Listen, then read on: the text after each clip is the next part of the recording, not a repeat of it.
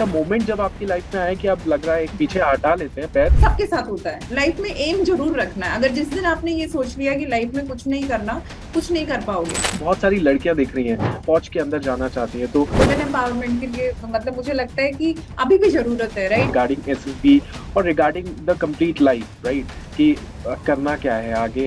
Have dreams and work towards achieving these dreams. आपके effort जो है वो ही आपको आगे लेके जाएंगे। मैम, मेरे को आपसे एक चीज पूछनी है कि फॉर एग्जाम्पल आपने फौज को ज्वाइन किया, तो आपने रिसेप्शन से लेके एम्बेसडर या बीच में अभी जो करंट जॉब कर रहे हैं, ये बहुत लंबी जर्नी है, बहुत अचीवमेंट्स है।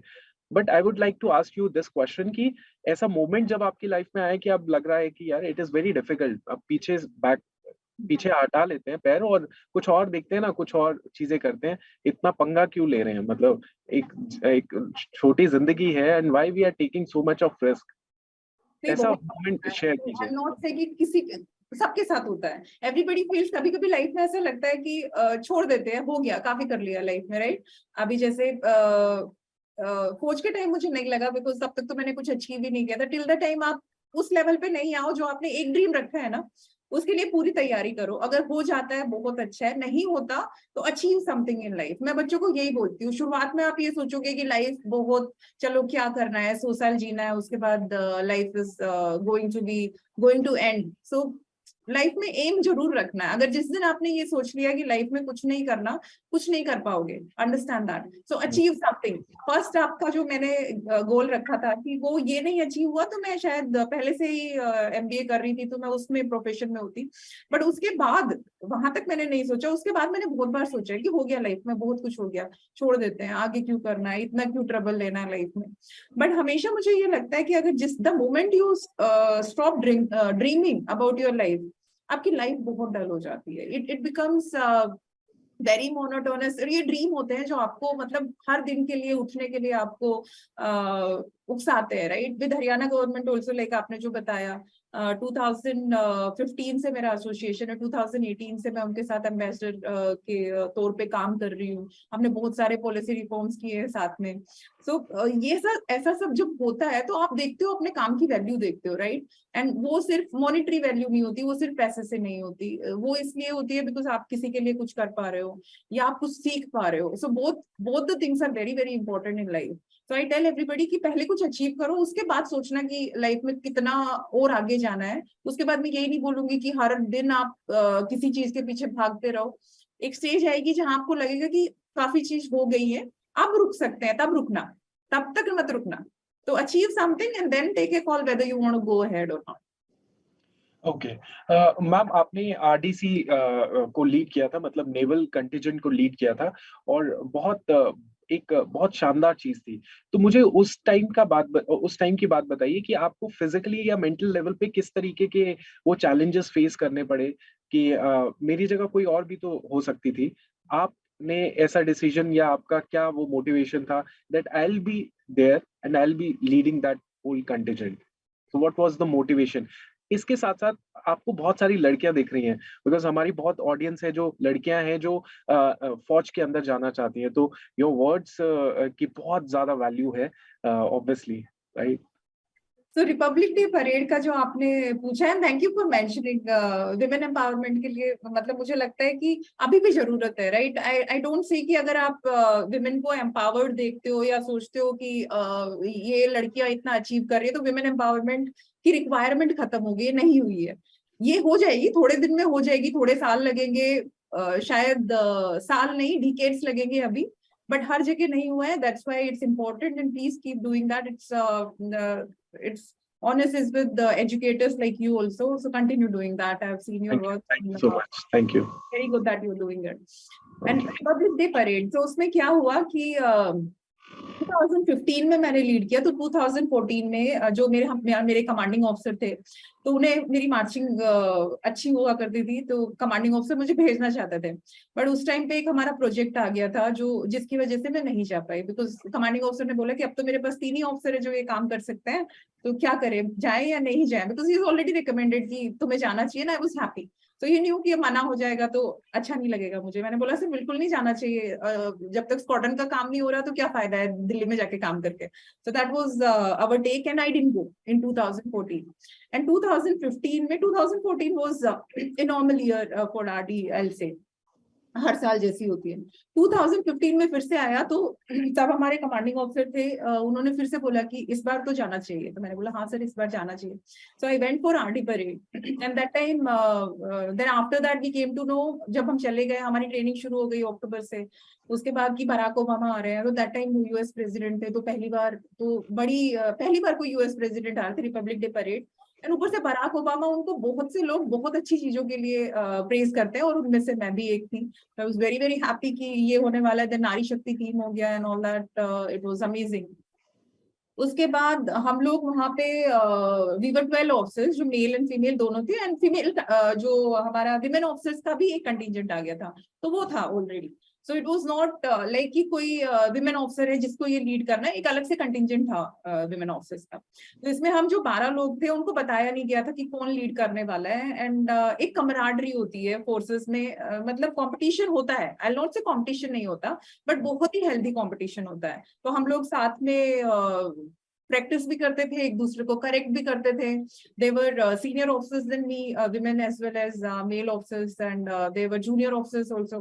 बट हम सबका यही एम होता था कि जो भी करे इतना अच्छा करे कि कल को ये कंटिजेंट बार बार टीवी पे आए, because that used to be our motive. क्योंकि उसके पहले क्या होता था कि आरडी परेड उतना हाइप नहीं होता था, एंड जनरली सोशल मीडिया पे हम लोग होते नहीं है, तो लेकिन उस वाले बार में बहुत सारे इंटरव्यू सब कुछ हो रहा था। सो वी वर लाइक कि जो सबसे अच्छा कर रहा है वो जाए लास्ट में, और वो जब जाए तो हम सबका एफर्ट दिखना चाहिए साथ में। So it was like that.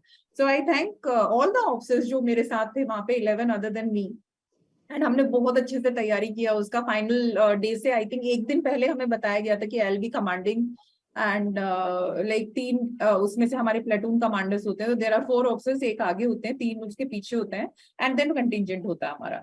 तो इस तरह से मुझे चुना गया कमांड करने के लिए। तो उसके बाद एक और interesting fact about that year, क्या होता है, नेवी का जो बैंड होता है उसमें, because navy such a service की जहाँ पे बैंड वगैरह की रिक्वायरमेंट कम होती है, आर्मी में ज्यादा होती है, बिकॉज उनके फंक्शंस और दिल्ली के आसपास ज्यादा होते हैं। तो जितना आप क्लोज टू गवर्नमेंट रहते हो उतनी रिक्वायरमेंट सच थिंग्स बढ़ जाती है। For right reasons they have more drums and more people in the band. So they had luxury of keeping all bands, because there was women officer contingent and we needed 2 bands, right? There were 2 contingents and 2 bands were supposed to be there. But Delhi में उस time पे, because short notice पे आया ये सब, तो एक ही band था हमारा, एक deputation पे था उस time पे जो दिल्ली में था, बाकी कमांड से आ नहीं पा रहे थे because of some reason. So हमारा क्या था, 2 बैंड के लिए केवल एक हमें 2 प्लेटून के लिए एक बैंड मिला, और वो अभी क्या हो सकता था, केवल एक ही जो कंटिजेंट है उसको मिल सकता था।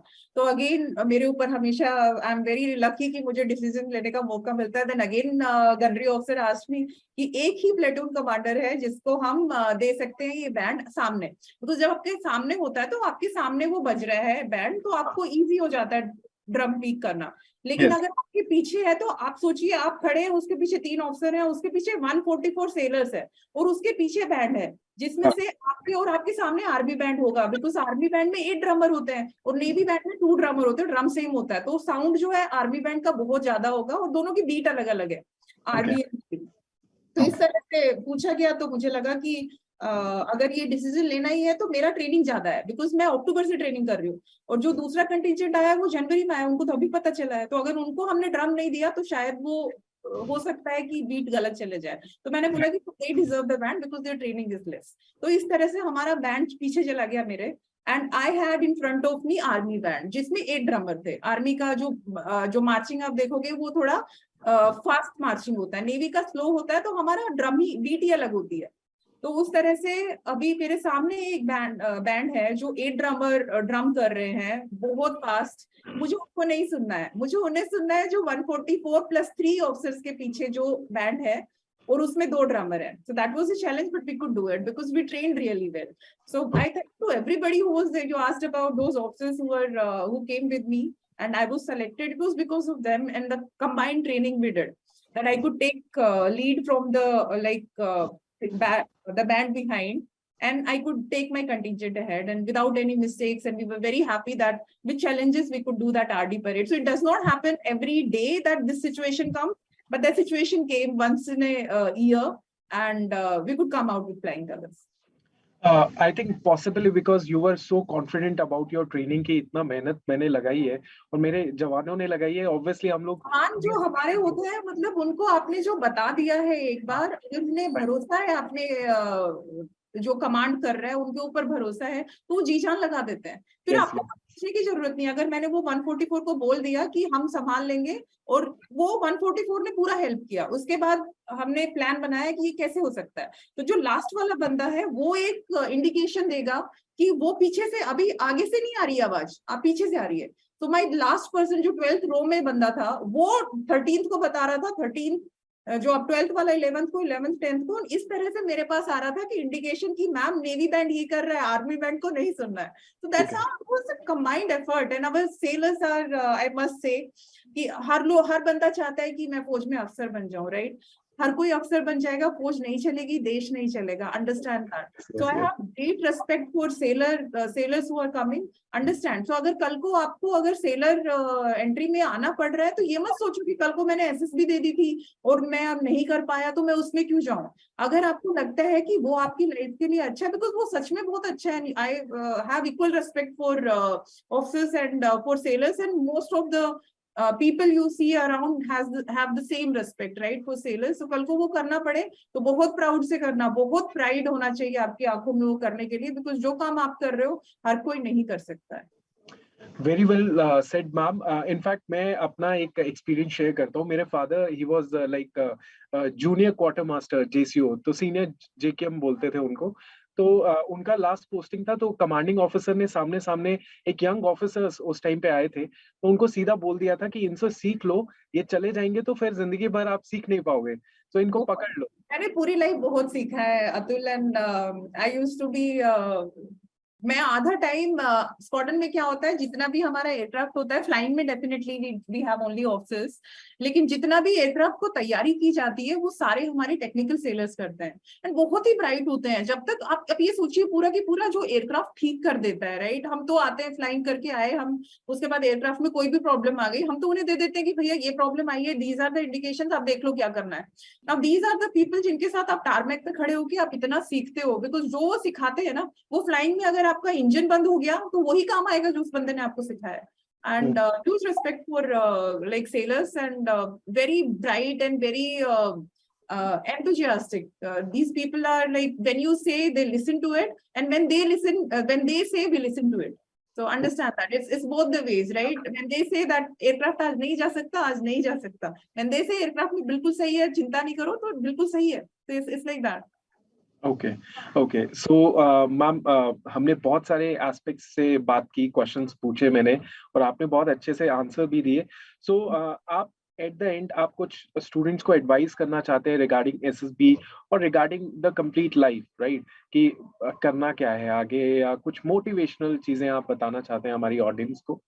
तो स्टूडेंट्स के लिए I'll say कि लाइफ में अचीव करने के लिए सपने बहुत जरूरी हैं। कुछ बच्चे आजकल मैं देखती हूँ कि एक बच्चे ने, कल मेरी एक बात हुई, किसी से इंस्टाग्राम पे बात हो रही थी, तो उन्होंने बोला, बात हुई, उसके बाद उन्होंने बोला कि मैम मैं तो गवर्नमेंट स्कूल से हूँ तो नहीं हो पाएगा, but then I told I am also from government school. फिर तो उन्होंने बोला कि मैम आपने सीख लिया होगा, मेरे से नहीं हो पाएगा, प्राप्त है वो पर्याप्त है, उन्होंने ये लाइन यूज करी।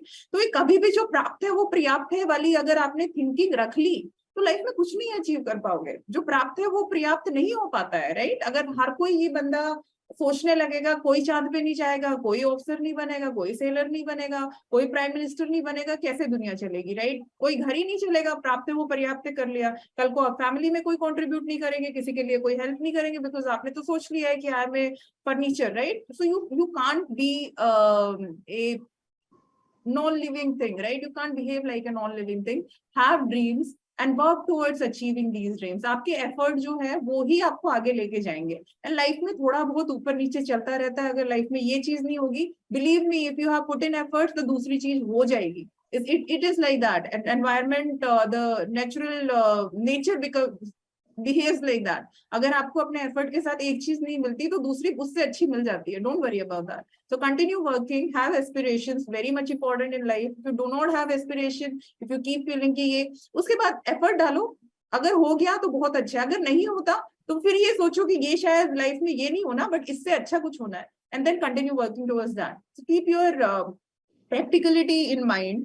अगर लाइफ में कोई भी एक एम बना लिया तो ये नहीं है कि उसी के पीछे आपने लगे रहना है, उसका बैकअप हमेशा रेडी होना चाहिए कि दिस इज प्लान ए, ये नहीं काम करता तो प्लान बी ये है, और अगर ये भी नहीं करता तो प्लान सी ये है। तो एटलीस्ट 3 प्लान अपने लिए रखो, because you are master of your own life. If you don't steer it, somebody else will steer it। और डेस्टिनी बिल्कुल स्टीयर नहीं करती, डेस्टिनी को बिल्कुल नहीं पता कि क्या हो रहा है कल को। अगर आप घर में बैठे हो, आप बैठ के नहीं अमिताभ बच्चन बन जाओगे, अंडरस्टैंड दैट। बैठ के आप मानिकसा नहीं बन सकते हो, बैठ के कुछ भी नहीं हो सकता है। So you have to plan and then work towards it, and it will definitely happen. Just keep putting right efforts and with practical efforts. Right ma'am. And चलिए मैम, आपसे बात करके बहुत अच्छा लगा। और मैं तो चलो आपसे रिक्वेस्ट ही कर पाऊंगा कि हमने ज्यादा बात जीटीओ या फिर एसएसबी के बारे में बहुत बेसिक सी चीजें की हैं, जो कि बहुत ही ज्यादा इम्पोर्टेंट है स्टूडेंट्स के लिए, बट इनके लिए कुछ अलग हम लोग डेफिनेटली मैम की अगर परमिशन होगी Please do that. Please do that. I'll be very happy if you have any doubts about GTO series की किसी ने ये किया, मैंने लास्ट एसएसबी में ये किया, ये क्यों हो गया, या मुझे समझ नहीं आ रहा है कि इसको किस तरह से करेक्ट करूं, तो आप please any time you can approach me and I will be happy whenever I am seeing. I am may be instant में रिप्लाई ना कर पाऊं, मैं ऑफिस में हूँ उस टाइम पे, किसी मीटिंग में हूँ, लेकिन I will definitely get back to you and with your session also. Please plan it any time you want. Yes ma'am, yes ma'am. And तो मैम आपका बहुत बहुत शुक्रिया, thanks a lot for motivating us, for guiding us and showing us a new direction. And definitely हम आपको देख के ही डेफिनेटली हम will be achieving something, another milestone in our future. Just keep working towards that. And Atul, thank you so much. It's a nice platform जो आप अच्छा काम कर रहे हैं, करते रहिए, ये बहुत जरूरी है बच्चों के लिए। कुछ बच्चों को, हर बच्चे के पास इक्वल रिसोर्सेज नहीं होते, हम बोलते हैं इसकी जरूरत नहीं है, बट हर बच्चे के पास इक्वल रिसोर्सेज नहीं होते। Understand that. There is one person in remote area जिसके पास शायद कहीं से फोन आ गया हो, बट उसके पास उससे ज्यादा फैमिली के पास फोन हो, right? It may not be kids on phone. So उस बच्चे के लिए अगर आप कुछ हेल्प कर पा रहे हैं तो that's a commendable thing. So congratulations to your team. Thank you so much ma'am. And definitely हम लोग आगे सेशंस भी लाएंगे वेरी सून।